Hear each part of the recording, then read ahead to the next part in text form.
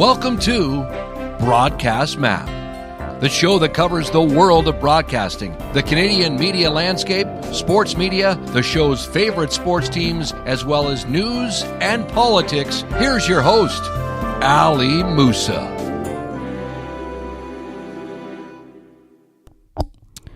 Good afternoon. On Monday, June the 9th, 2025.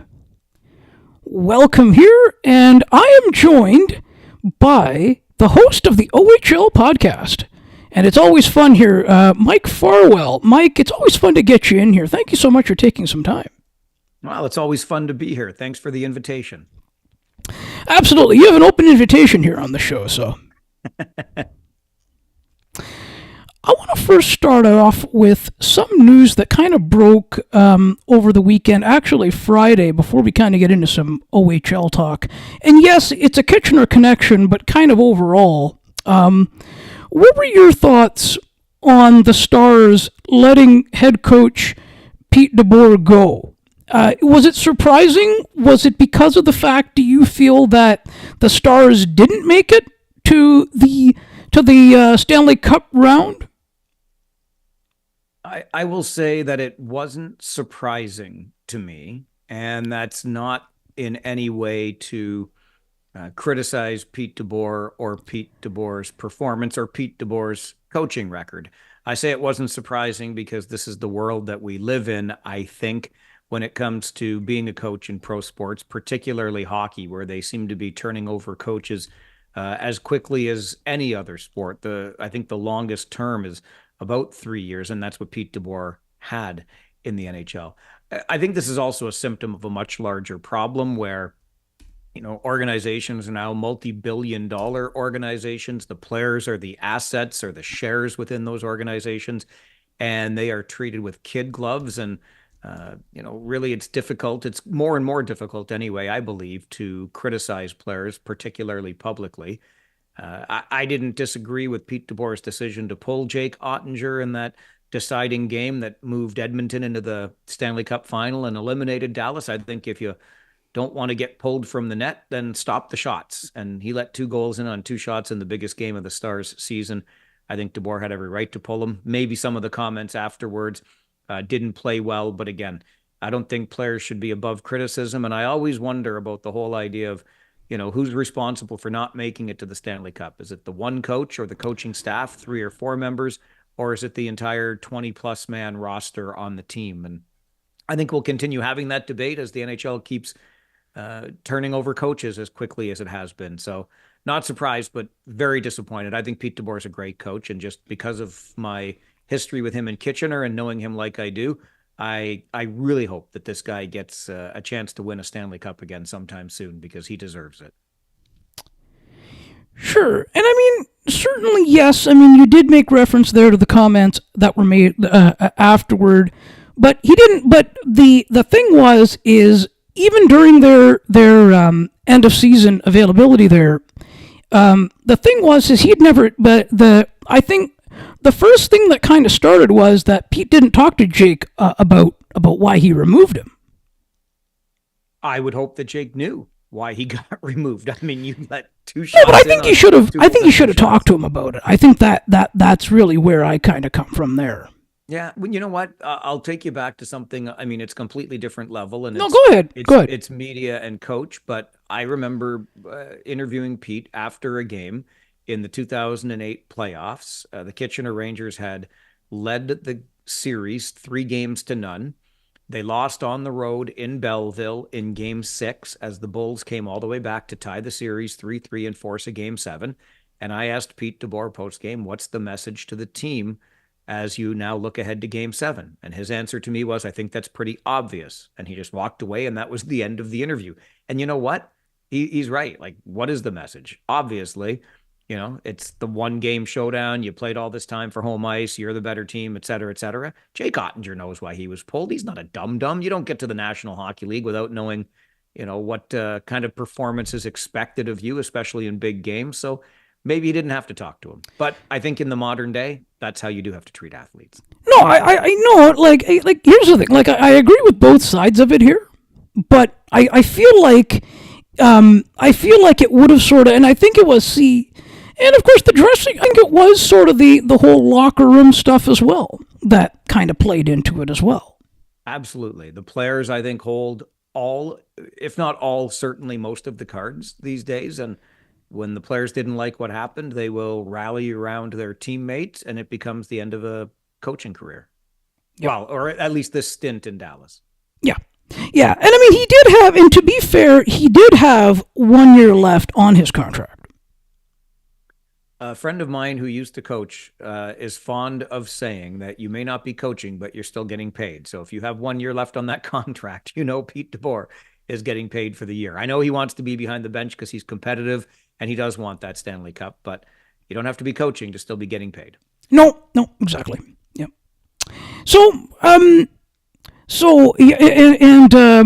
Now let's sort of turn to the Kitchener Rangers season here as well.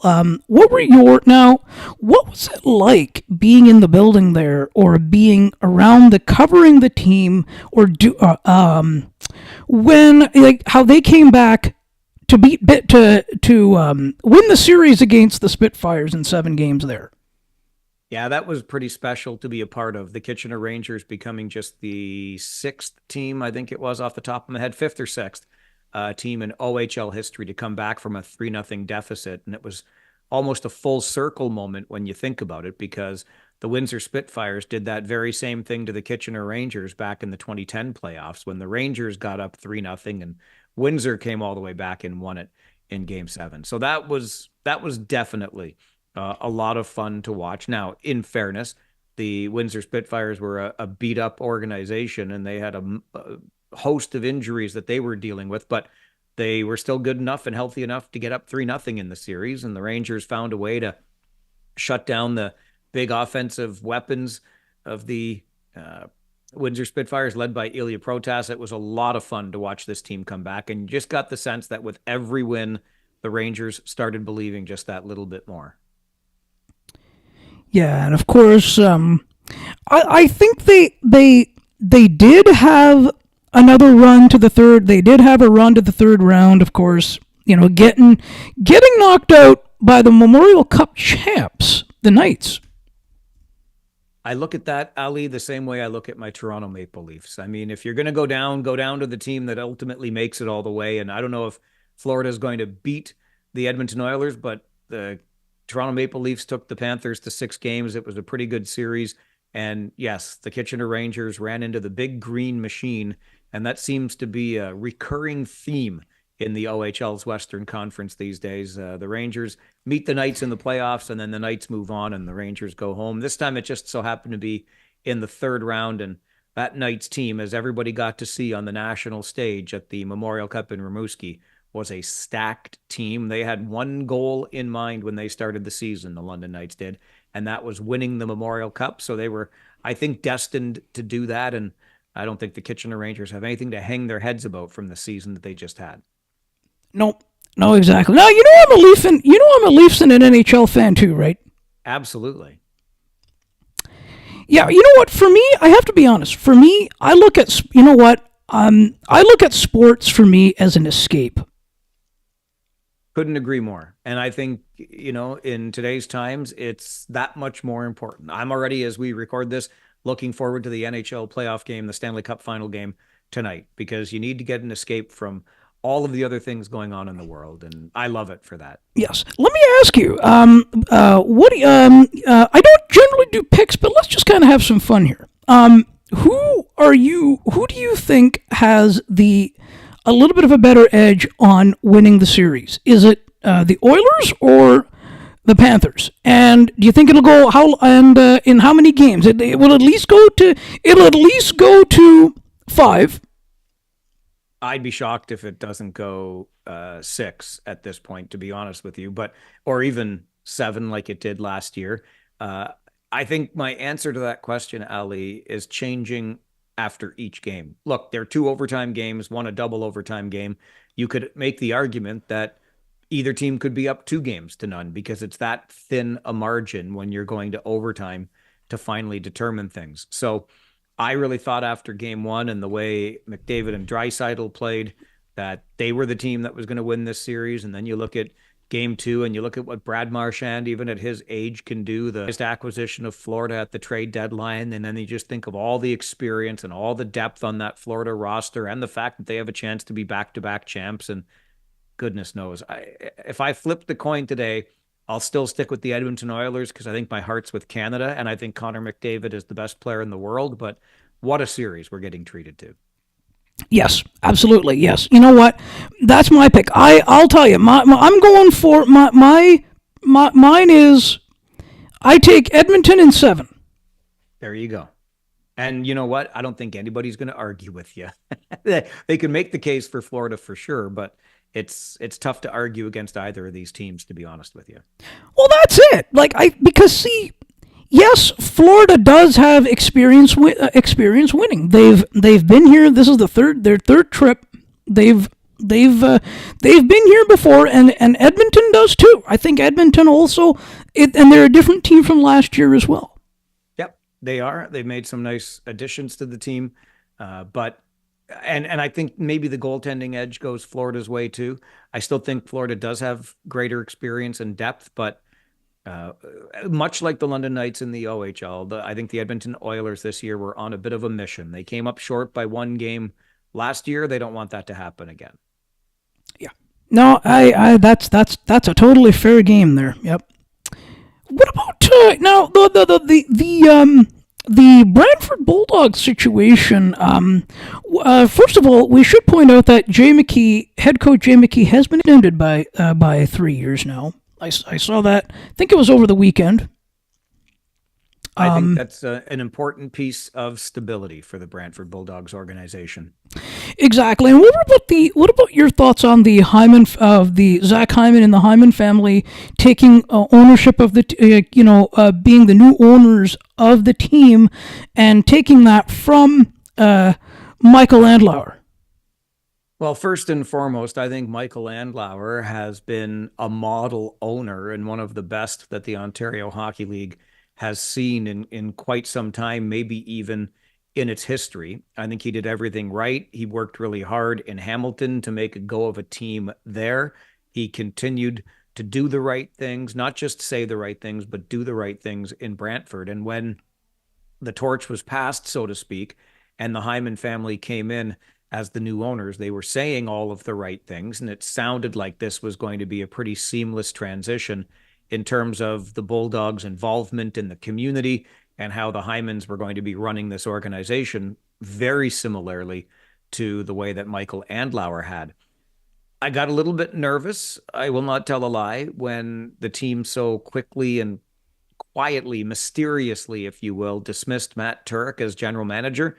I think Matt Turek has done as good a job as anybody in the Ontario Hockey League. I know he's since landed on his feet. I'm not surprised by that because he was so good at what he did. But because he was so good at what he did, I was kind of surprised that the Hymans were so quick in making the decision to relieve Matt Turek of his GM's duties. And it made me wonder, are you trying to bring in friends and family and create a situation in Brantford, much like the situation that was created in Niagara when the Burke family owned it? And I heard some rumblings out of Brantford that I didn't love, to be honest with you. But I think the trade that was made to get Sam McHugh, you put out a lot of draft picks to do it. 7 picks is a lot for 1 year of a player, but McHugh's the right kind of player to fill some voids on the Bulldogs roster when you look at the players that graduated. And Brantford looks to be a team that's going to make some noise in the Eastern Conference. So McHugh fits that mold as well. And the fact that they've extended now Jay McKee also gives some much needed stability to an organization that at least had me raising an eyebrow. So I'm not going to give them a free pass as of yet. I still don't like the Matt Turek dismissal, but I'll give them the benefit of the doubt that they know more than I do, and we'll see how things work out as the season gets underway. Okay, yeah, so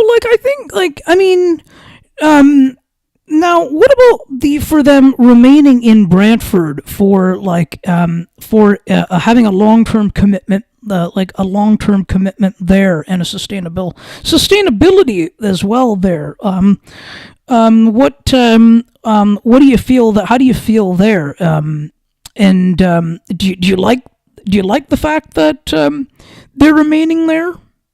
I love the fact that Brantford's back in this league. Many fans of a certain vintage will remember the old Brantford Alexanders back in the early 1980s. They didn't stick around all that long, but I think that Brantford is a tailor-made OHL market, and at the same time, they were announcing the ownership transition from Michael Andlauer to the Hyman family. They talked about the new arena that Brantford City Council is fully behind. It's a 25-year lease deal with the option for 3 more 5-year leases, making it 40 years of sustainability and security and stability in Brantford. So I think the market is ripe for the Ontario Hockey League's taking. It can stay there. It can thrive. It can flourish. If you've gone to the Civic Arena, it's been fantastic, the fan support. Now, it's the smallest arena in the league, even smaller than Owen Sound right now. But with that new arena coming online, I think they hope to open by as early as 2027. It's great news all around, as long as the goodwill that was built under Michael Andlauer doesn't get messed up in the near term with this ownership transition. So I think it's great all around. I love the market for the league. Okay, sounds good. And and Michael Andlauer, see, if you look at also what he's trying to do as well with the Senators with the Ottawa Senators organization, I think and I feel like there's been some good done there too.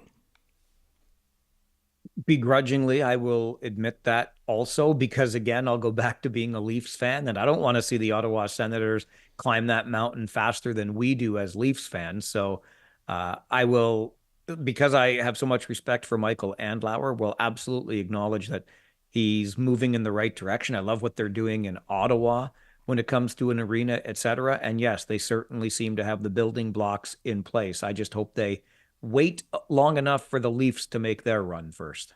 Yeah, and I think Travis Green has also done a good job in the head coach in the head coaching area as well. I would agree with that, absolutely. Yeah, and I mean when it comes to the Leafs, certainly, you know what, the Leafs certainly have looked like they really did look like a different team under Berube than under Keefe.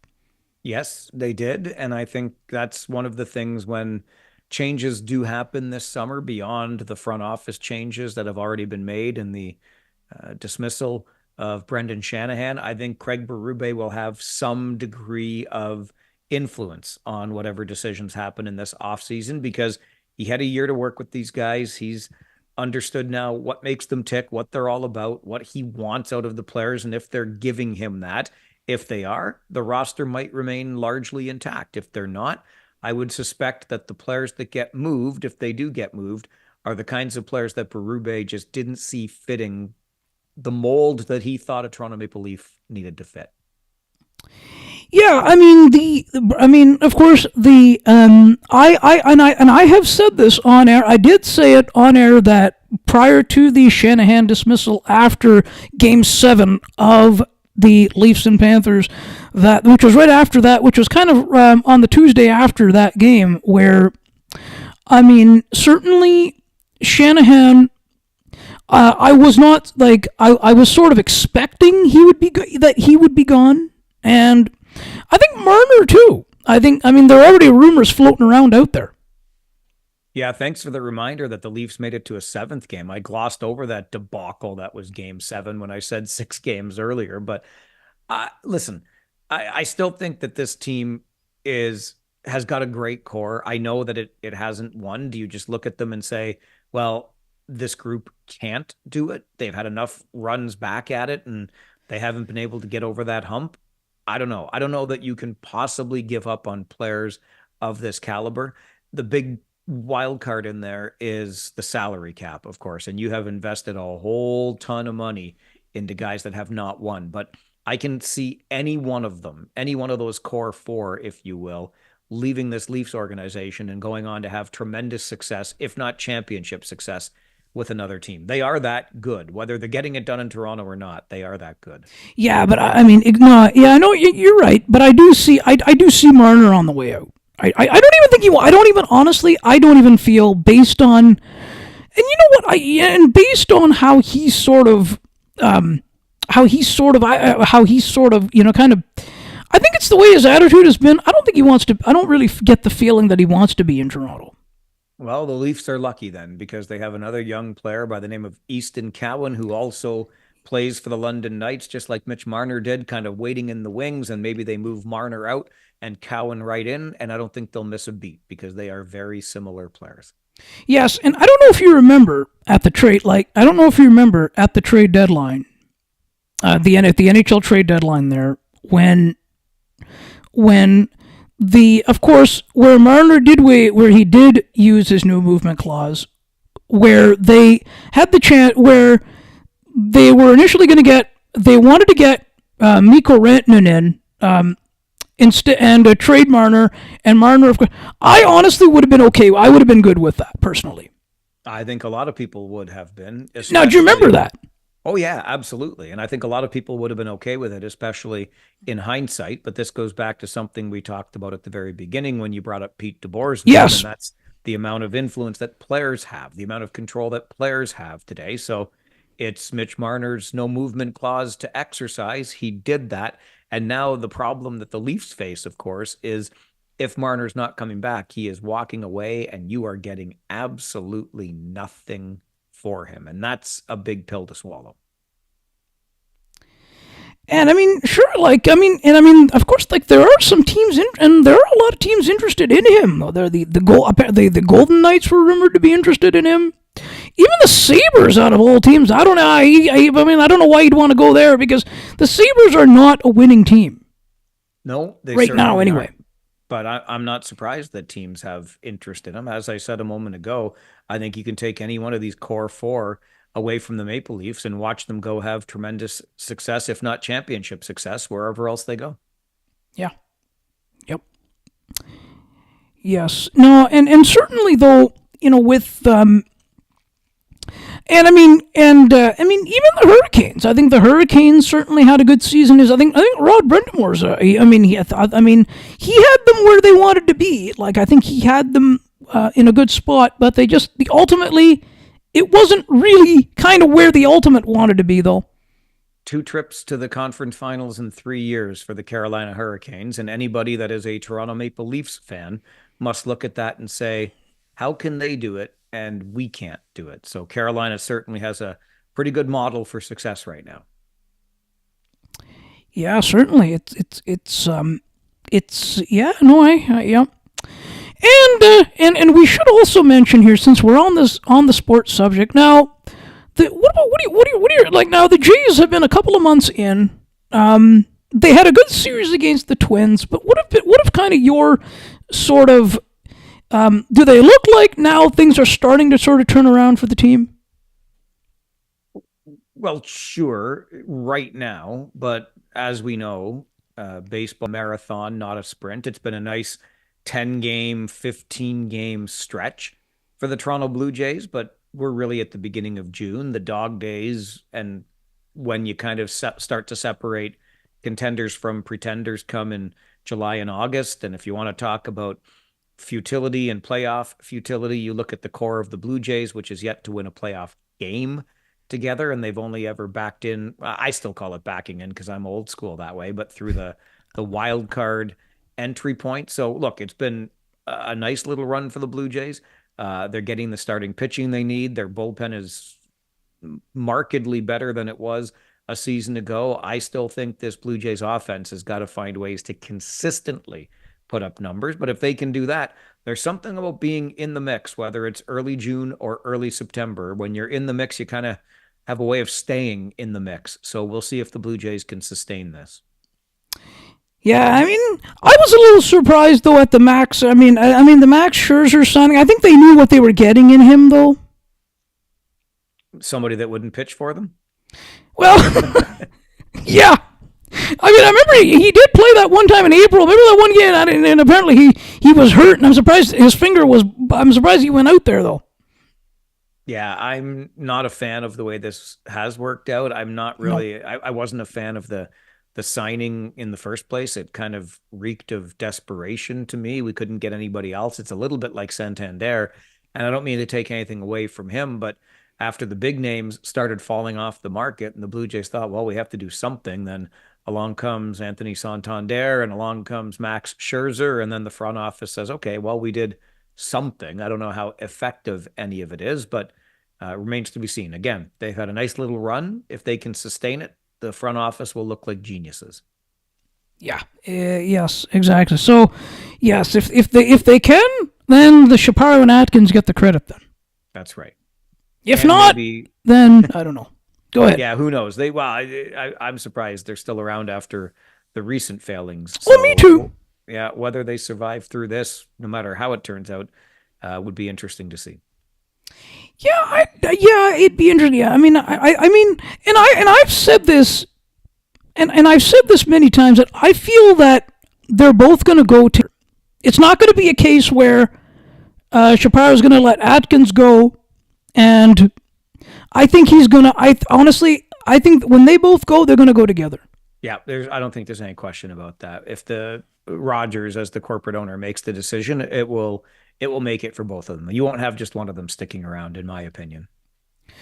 No, exactly, and that was the thing. And I think that I felt they had to extend Guerrero. I felt that it was something. It was almost like a necessity because of how they've been sort of perceived since their arrival. Sure, but now the necessity is that you have to build around him because you're not going to spend $500 million on a guy over 12 years and for those 12 years put something around him that makes you really a perennial contender for each of those 12 years. So yes, it's something they had to do, but now they've just created more work for themselves in order to remain competitive throughout the life of that contract. Although it won't be too tough a contract to move sometime down the road, should that be the direction they want to choose.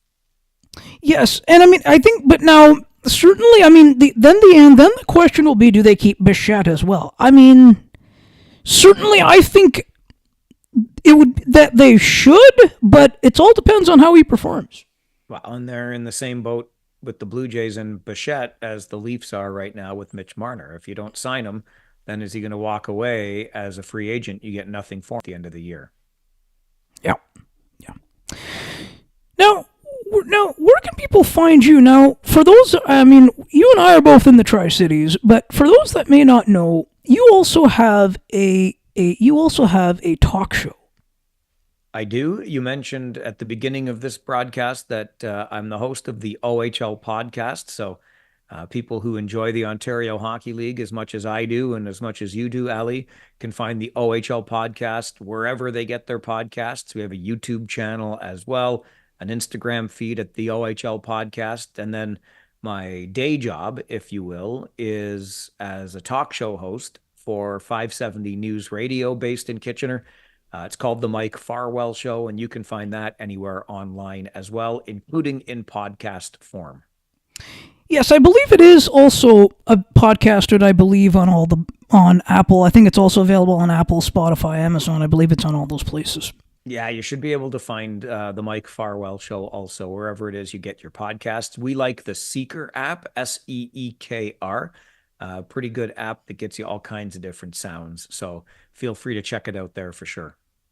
Yes, and of course, if they are listening on Apple, what about a rating and a review? Would you like that too? Oh, I like that. I think it would be fantastic. As in case you're wondering why we always ask for those things, it's because when you give a rating and a review, people that are associated or connected to you see that. It gets into their algorithms. It helps out a ton. So I would be more than happy to have those ratings, reviews, good, bad, or otherwise. Let me know what you think. Yes, well, yes, now, certainly true. Yes, now, I think, though, too, now, of course, you mentioned that the OHL podcast has a YouTube channel, and we do here as well. We're on YouTube as well. So, like, I think, ultimately, now that's and you might agree, I think now that's the push, the encouraging people to follow the YouTube channel. Yes, it's a great platform for us, and I'm learning that more and more podcast consumers are looking to YouTube and some video content to go along with it. So I've got a good friend who's got a lot of skill and background in video editing, video creation, content creation. He's been terrific at helping out to enhance the look of the channel. So I think it comes across pretty well, looks pretty slick online as well. And yeah, YouTube's a go-to platform for podcast consumers now. So I'm happy that we're there. We've been there the whole time, but it's really starting to take off. Yeah, and I think it's become a place like I think it's just become a place for pretty much, even like the engagement. And I think, and it's more than just, I mean, there's just a lot of content there. And I think that's where people, and I think it's actually, I think I might have seen somewhere that it's even surpassed Spotify in terms of podcast listening and podcast viewing as well. I won't claim to understand it because I'm old school. And by that, I mean just plain old. And I remember television shows being weekly series, and you had to wait 1 week to get to the next week for the new episode to come out. This whole idea of going to YouTube to consume your content is completely foreign to a guy that grew up with cable TV. So, but yes, I love it, and I'm learning more about it each and every week. Yes. Okay, but let me ask you this. Yeah. So, but what about, so you just mentioned, I'm also guessing you also poke around on YouTube and Netflix and things like that? Oh, absolutely. Absolutely. I go where the content is. I just want good content. Yeah. But I think though, like, it's one of those things I've always found that it's one of those things where, as people it's one of those things I think one always sort of has to, I've always sort of looked at everything as a learning opportunity, right? Like, I think that regardless of, there is some of that too where, you've got that one's not going to learn and this and that. But I think if one doesn't learn, then they're kind of falling behind. Is it not? Do you agree? Oh, without question. Without question. The world is moving so fast, and the pace of change is absolutely incredible. So yes, you have to do the best you can to keep up with it. That is for sure. And you know what's funny, though? We've often joked about the fact that, when we retire, that we would that we would just get rid of our devices and whatnot and not be plugged in. But I honestly don't think we can do that. In the world we live in now, I really don't think we can do that. Just watch me. I'm going to do it. I guarantee I'm going to do it. Oh, but remember, but there'll still have to be a way for us to connect, though. Okay, we'll keep that line of communication open. Yes, because we're still going to have you on. All right. If you think I'm worth something when I'm sitting in my rocking chair, you got it. But you'll need a device for that. I'll borrow one. I'll go to the library and borrow one. But see, well, the libraries may not be around by then. Yeah, that's true. We'll figure it out. I'll get a big extension cord to my rocking chair. Okay, that's totally fair. That's totally fair. That's totally fair. Now, where can people find you online? Where can people find you? Are you on Blue Sky? Where can they find you? I am. So I do. Basically, the only one I haven't really gotten into is TikTok. I don't know. It makes me a little bit dizzy. So you'll find me on X, you'll find me on Blue Sky, you'll find me on Facebook, you'll find me on Instagram. Basically, if you just put my name into the Google, it'll come up with all kinds of different places. And of course on LinkedIn as well. Track me down. Oh yeah, I'm on the LinkedIn too. I should use that one more. I like LinkedIn. Please do. I love. You know what? Here's the after this. You know what? Yes. You know what? Yes. It's a great place to really be. Honestly, it's a great place to be, and it really is a. And you know what? You can get a lot of engagement there. Yeah, it looks like Facebook for grown-ups, and I like that idea. So I should do it more often. Yes, absolutely. And so what are your handles? You're on X at Farwell_OHL? That is correct. On Instagram at Farwell_WR. Oh boy, what is my Blue Sky handle? I think it's Farwell 570, isn't it? 570, yeah, Farwell 570 on Blue Sky. And it's just the old-fashioned Mike Farwell on LinkedIn and Facebook. Yes. Or if they, and if people missed it or they miss it in the show notes, you can reach out to me. I'll get you connected. There you go. Ali's the connector in all of this. Okay. Malcolm Gladwell would be proud. Well, or they can just go to the website. They can just go to our website. They can find all the information there too. So we'll direct them there. Perfect. I love it. Yes. And I really want to take this opportunity, Mike, to really thank you as always for hopping on, and I look forward to doing it again real soon. Hopefully, we can do something during the OHL during the season, but otherwise, we'll look at next year. As always, Ali, thanks very much for asking. I appreciate it. Sounds good, and we'll be back soon. Thank you so much for listening and or watching Broadcast Map. To learn more about the show, please visit broadcastmap.ca. While you're there, subscribe to the newsletter so you never miss an update. Besides, it's free. Enter your email address and hit subscribe